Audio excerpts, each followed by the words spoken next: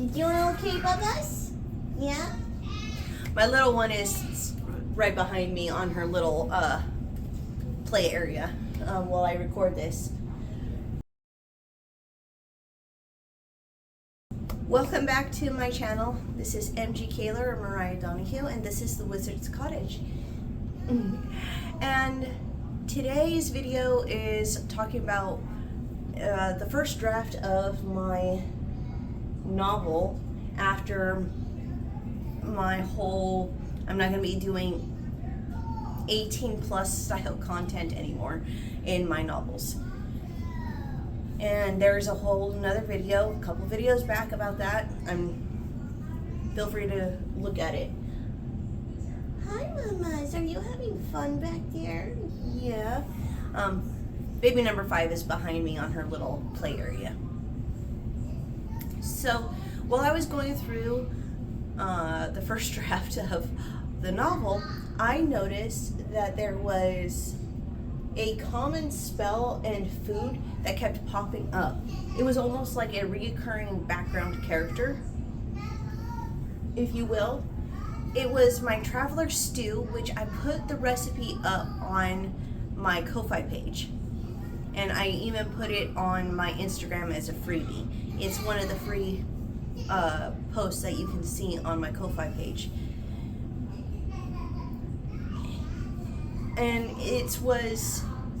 I noticed that whenever the spirits were down, the soup would come out. It was really funny, and like there is a scene in the novel right now that it's a cold, wet, traveling day. They are stuck in a cave away from all of their gear because they decided that they were going to go scouting and didn't have the foresight to pack up their camp before they went scouting.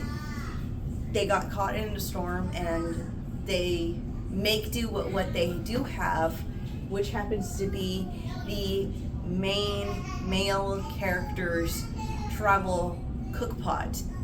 So they make a quick fire, a little cook pot, and throw whatever rations they have on their person into a soup. And they keep complaining that it's not like the soup that the female lead makes them, and it's upsetting them, and they are complaining. And it's this little slice of life scene of they've gotten used to each other's company, and this soup has become a comfort for them. That's also the same with the first spell that all mages and magic users in my novel learn, Dancing Lights. It's very similar to the D&D one. That's what it's based off of. I'm going to be changing the name once I figure out what naming convention I want to use for my spells. But these lights are usually made on instinct. The child magic user is afraid of something, is afraid of the dark usually, and their willpower makes these lights appear. It's one of the first signs that your child is a magic user is all of a sudden their room is filled with lights. As the magic user grows up and learns new spells, they lose the instinctive ability to cast this spell and have to relearn it. So whenever you learn magic, hello, you're starting to crawl a little. Yes. When you start to learn magic, you relearn the spell. And once you relearn the spell, it becomes almost instantaneous and by instinct. You don't have to say the incantation or anything. You can at will cast this spell. It is one of the few spells you can cast at will without any component or verbal component for it. So there's another scene that I'm probably going to rewrite because it's not as dramatic as I want it to be, but they have been captured, they've escaped capture, now they are lost. These undead creatures that the enemy has summoned is afraid of light. Their campfire is slowly dying, and so the female lead casts dancing lights, and the light goes from their fire to a much bigger area, and for the first time in a couple of chapters they finally feel safe. So I didn't notice any of this until I started reading through it to finish the second half of the first draft, that they became characters in themselves. And I'm not saying that this is like really cool and I planned this at all, but it's not. And I don't even know what you would call this as a writer. It just started popping up and I really love it. And I think this is going to be a reoccurring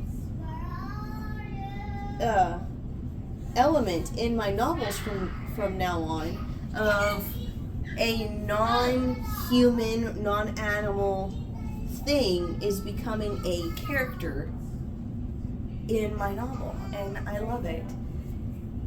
So I decided that I was going to make Traveler Stew today because I was running low on rations myself. It's the end of the month. I need to go grocery shopping, so I decided to make Traveler Stew with what I had. And I also decided that I was going to do my toddler's laundry, finally, after a week of putting it off.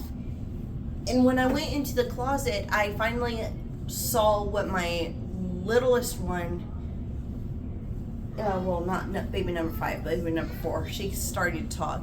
She got scared last night, and I was wondering what she was scared of. So I went in the closet looking for dirty clothes, and I finally found what she was scared of. And it was just a pile of laundry on top of their play kitchen, and it looked weird. It was vaguely person-shaped, I guess. But if you're 2, obviously it's going to be a lot scarier than, and especially at night. And that's what I was thinking about the dancing lights of, you know, the food feeds the body and the dancing lights feeds the soul. I don't know. There's probably some deeper symbolism to this, but for now, it's just this is a cool thing that I found while I was writing, and I can't wait to actually finish this story and make it a solid, concrete little thing instead of just like an Easter egg. So, yeah. Fun things when you're writing your book that you discover. So I am going to head off and take care of baby number 5 because she seems to be bored hanging out with me. So thank you for visiting the Wizard's Cottage, and be safe out there. Bye.